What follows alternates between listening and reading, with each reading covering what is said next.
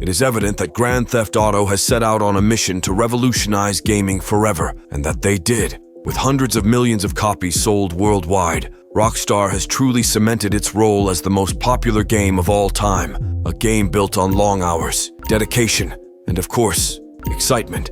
Seeing how far Rockstar came when building this game is truly astonishing. Today I'm going to take you on that journey, detailing the history of the Grand Theft Auto franchise, exploring their true beginnings. I can almost guarantee that most of you so-called Grand Theft Auto fans have no idea what Rockstar's original plans were for this remarkable free-roam game. Rockstar's original plans for the game didn't include any evil crime or violence whatsoever. Instead, they developed a game called Race and Chase. The game was limited to street racing and wagering on illegal street racing.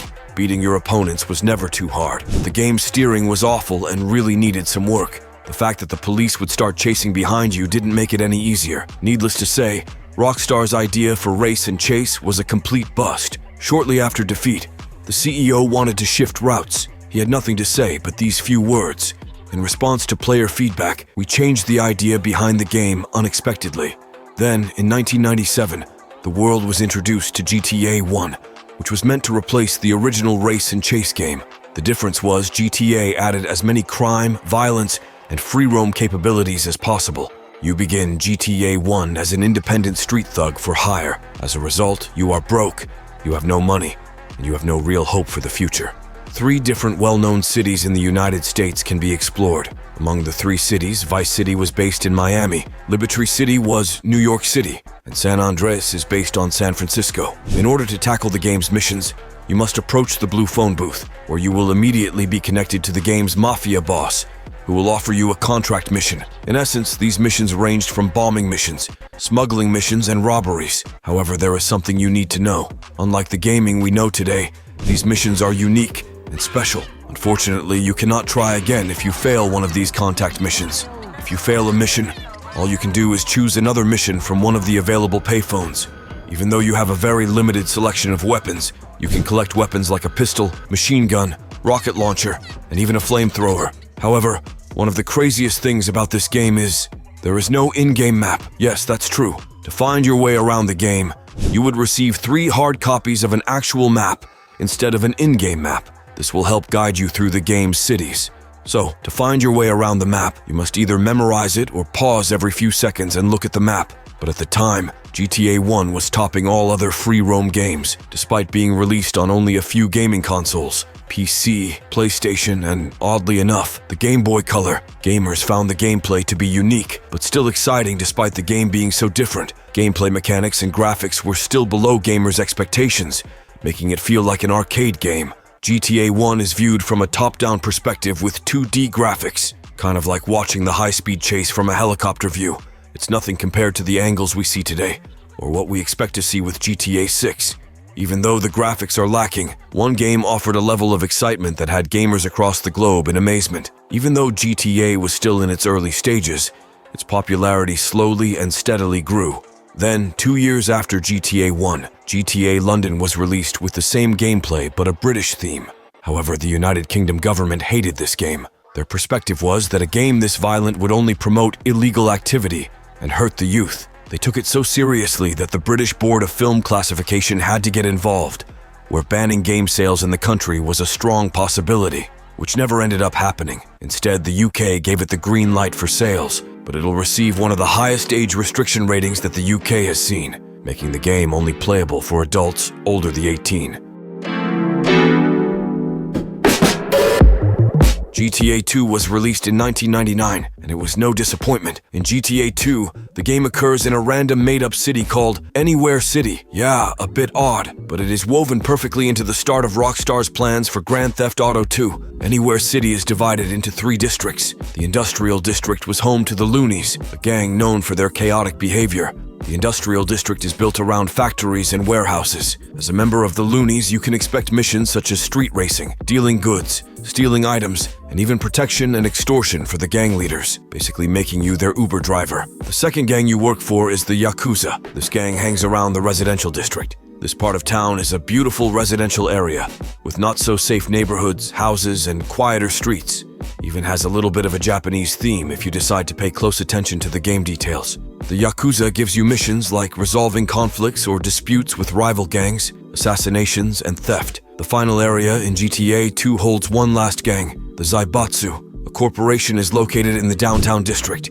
One of the most exciting and active parts of the game is the beautiful downtown district. Skyscrapers, busy streets, neon lights, and colorful signs create a striking nightlife aesthetic. There are 3 gangs in this town, but they are also the ones that are responsible for most of the violence. The Zaibatsu is the largest and most powerful criminal organization, controlling every law, the major dealers, the media, the publications, and so much more. Point is, you never want to cross the Zaibatsu. However, these are the leaders who pay you the most amount of money, something you can't turn down. High-paying missions like heist, robbery, carjacking, and property acquisition all linked to them. GTA 2 was also the first time we could spend the in-game money you worked so hard to make. A few paint job, speed boosts, and guns were all GTA 2 had to offer to make the game even more unique and stand out from its competitors. Rockstar began adding new and innovative concepts, like the criminal rating stars, driving people aggressively in a bus, taxi, or even delivering food. However, 2 unique things that GTA 2 offers that I haven't even seen in GTA 5 is the use of loan sharks, where you could just borrow large sums of money from some pretty sketchy people. Then, use that one to buy one of the 8 guns in the game. Yes, they only had 8. I'll go ahead and list them on screen for you. However, I am missing one. Take a look at this list as it slowly disappears. I want OG fans to comment down below on what weapon I am missing. Let's find the true fans. As for the wanted level in this game, high-speed police chases used to look like this with a 6-star wanted level. At this point, the military would even get involved and force you to stop by any means necessary, something we see back again in GTA 6, as GTA 5 now stops at 5 stars. Even that wanted level was never hard to escape from. While GTA 1 and GTA 2 were proof of concepts of what an open-world shooter game could look like, GTA 3 would take that to the next level. It was the year of change in 2001 when gaming took off for Rockstar, following a man named Claude and his crime-minded girlfriend. At the edge of defeat, Claude and his girlfriend Catalina become desperate for money and must get it by any means necessary, which would include planning a bank heist on Liberty City. But this wouldn't go as planned. The police will get the upper hand on you. But your girlfriend, Catalina, she didn't want to wait. She took off, leaving you alone and on the floor after shockingly surviving the event. The theory suggests that the character Donald Love, a wealthy businessman, makes Claude immortal. Now that Claude is back, he's filled with rage and anger and will stop at nothing to get your revenge on the world, leading to a life of betrayal, violence, and morally ambiguous choices. GTA 3 quickly became the gaming staple and showed what Rockstar would be capable of. Rockstar also adds incredible voice acting, giving in-game characters their personalities and ways of expression, a huge upgrade from the text-based dialogue we got in GTA 2.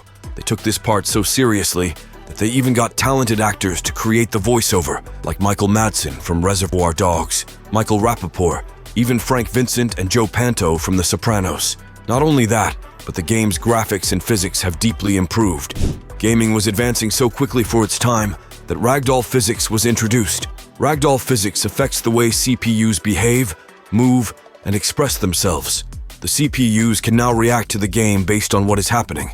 Examples are how people run from you when you are causing chaos, or how a character may yell at you when smashing or stealing their vehicle. But it didn't stop there. A new viewing perspective was finally introduced to us, featuring a third-person perspective, enhanced graphics, and a 3D rendered view, finally leading to a much more realistic gaming experience. Now it was possible to knock over street lamps, break glass windows, and cause damage or destroy various objects in the game, even detailing realistic collisions, which damaged your car upon impact, or the weather effects like rain causing slippery and cautious driving conditions. While the game was only released for PS2, PC, and the Xbox, Grand Theft Auto 3 sold a record-breaking 14.3 million copies, winning numerous rewards from nearly every gaming critics company. PlayStation Magazine voted it the most innovative and brilliant video game created, while IGN voted it as best title. Metacritics gave it their highest score at a recording-breaking number of 97. Rockstar finally knew how far this game could go, and their plans kept getting bigger. While heavy detail suggests that this game is inspired by the movie Scarface, Vice City follows the story of Tommy Vercetti, a former member of the Forelli crime family. It began in 1986 when Tommy Vercetti was released from prison after serving a 15-year sentence. Tommy, along with Forelli mobsters, had a massive product sale taking place in a remote location, but what Tommy didn't know was there was a spy watching his every move and knew where the deal was taking place and ambushed him, stealing all the product and cash. Now, Tommy must recover the lost money and establish his own criminal empire in the violent streets of Vice City. The city closely resembles Miami in the 1980s. The city is filled with iconic bright neon lights, beautiful waterfronts, and some pretty crazy nightclubs to party at across the city. But Rockstar gave us something more than just getting to see and drive around the nightlife. For the first time, we will get to live it. Now, being able to explore a variety of selected buildings across Vice City. Popular areas like malls, hotels, businesses, and even shopping malls were all accessible, and the detail that went into the interior design of each building truly made it a unique experience. Not only did Rockstar amaze us with what they did with the interior, just look at the number of new vehicles and new ways of travel that were added. Want to pop a wheelie? Well, now they have motorcycles. Want to take your adventures out at sea? Well, Captain, that's not a problem anymore because boats were added. Need to fly through the sky? Well, pilot, now we have aircraft vehicles. Finally, and everyone's favorite, the Mr. Whoopi ice cream truck. Can never go wrong with that one. Vice City also added properties and businesses for the first time. A new way to spend your in-game money, like your Ocean View Hotel, Cherry Popper Ice Cream Factory, the Boatyard, and even the Pole Position Club. But you must watch out, because Vice City still has rival gang members. The Forelli family is a powerful mafia family from Liberty City. In Vice City, they turn on you. The Cubans are a gang led by Umberto Robina. They control Little Havana and are involved in conflicts with the Haitians over turf. The Haitians, led by Auntie Poulet, control Little Haiti. They are rivals with the Cubans and engage in conflicts over territory. The game also featured tons of iconic 80s music. Many popular titles like Billie Jean by Michael Jackson or I Can't Wait by New Shoes. But GTA didn't stop there. Rockstar had many more ideas and they wanted to do more with GTA. So in 2004, GTA San Andreas was released. Grand Theft Auto San Andreas is based on 90s culture revolving around West Coast street gangs in the early 1990s, following a true gangster named CJ Johnson, who was grieving after the murder of his mother. After leaving the funeral, the corrupt police officers of Los Santos try and frame CJ for selling illegal goods. With the power of the corrupt police, CJ is forced to cooperate with 12 and leave Los Santos. But now he's back and reunites with his brother and the Grove Street families, seeking revenge. If you were impressed with Vice City, just wait until you see what they did for San Andreas, which became the largest map ever created, detailing 3 very well-known staples of America. San Fierro is based on San Francisco, Los Santos based on Los Angeles, and Las Venturas based on my favorite, Las Vegas. The creators of Rockstar took the details of the map so seriously that used satellite imagery to create a scaled-down version of California and Nevada for the game's digital world. Using iconic monuments such as the Vinewood sign, inspired by the Hollywood sign, the game recreates San Francisco Golden Gate Bridge as the Gantt Bridge, the beautiful surrounding Bay Area, and even the capturing beauty of the famous Las Vegas Strip with its towering casinos and bright lights mirroring the real-world aesthetics of Las Vegas. You even had to take care of yourself, being forced to get food from Cluck and Bell or entering a gym to improve your character's strength and stamina, leading to better overall performance. But if working out isn't your thing, Rockstar also added the ability to run your own businesses and make in-game money. Cluck and Bell, Wang Cars dealerships, or even an entire food mart. Unlike the previous game in San Andreas, they made it far more exciting to spend your money in this game, adding a total of 200 different types of vehicles in total, all being able to be customized at the Loco Low Mod shop, giving us an entire selection of new options, offering various body kits, spoilers, wheels, and even hydraulics could be added, calling for some pretty impressive trick shots. Throughout the city, there's a casino, basketball, boxing, horse racing, even having a personal dating life. Just about anything you could do in real life, you could do it in San Andreas. Even some graphic cutscenes forcing the game rating of M for mature to be raised to A for adults only. Overall, with all the new vehicles, mini-games, impressive gameplay, and all the mini-actives like dating and a large free roam map to explore, It was clear Rockstar was starting to learn how to craft the game they've always dreamed of, and it wasn't ending here. Grand Theft Auto caught the world's attention once again with the release of GTA 4 in 2008. This story follows the story of Niko Bellic, an Eastern European war veteran who immigrates to Liberty City, a fictionalized version of New York City. Niko arrives in Liberty City aboard the Platypus cargo ship, where his cousin Roman awaits him. Roman promised Niko a life of luxury and success if he came to America. However, upon seeing what Liberty City looks like, Niko found nothing glamorous about it. If it was filled with trash, run-down builds, and had an awful smell. But that wasn't all. Roman had no opportunity like promised, and Roman was in trouble with his gambling debts. So, with so much debt and living a new life, you are forced to make money in any way possible, even crime. Not only did we get a new storyline, we also got several notable gameplay improvements. In GTA 4, Rockstar introduced HD graphics, giving the violent city a much more realistic feel, where little details are everywhere. HD graphics brought the little things you normally couldn't see to life. Now you could read signs on the windows, see vehicle details, and even see shadows from the sun reflecting off buildings. Also, adding realistic gameplay and combat with the new cover system allows you to take cover behind objects during shootouts. The Euphoria animation engine also added a layer of realism to character movements. Characters in GTA 4 display more natural responses to their environment, making interactions and encounters feel far more real, speaking of more realistic. In this game, Rockstar also introduces a decision-making system, allowing you to make your own choices and create your own unique storyline. Once you make a choice, there's no going back, and every choice you make affects the next part of the game. While GTA Online still didn't exist, they did include a unique version of online multiplayer mode that was added for the first time. Finally, you can engage in various multiplayer games like survival, racing, and even battle royale modes. Finally, it will allow GTA fans to connect and play together worldwide, a major improvement to what they had in San Andreas. Finally, where we are at today, Grand Theft Auto 5, a game that came out a complete masterpiece and set the bar high for what's to come. In this chapter, let's explore what this game offers and how it compares to Rockstar's Begins. The enhanced graphics and realism for GTA V is incomparable to where they started with the top-down perspective and lame 2D graphics. The maps also expanded over time, calling for much more land to explore.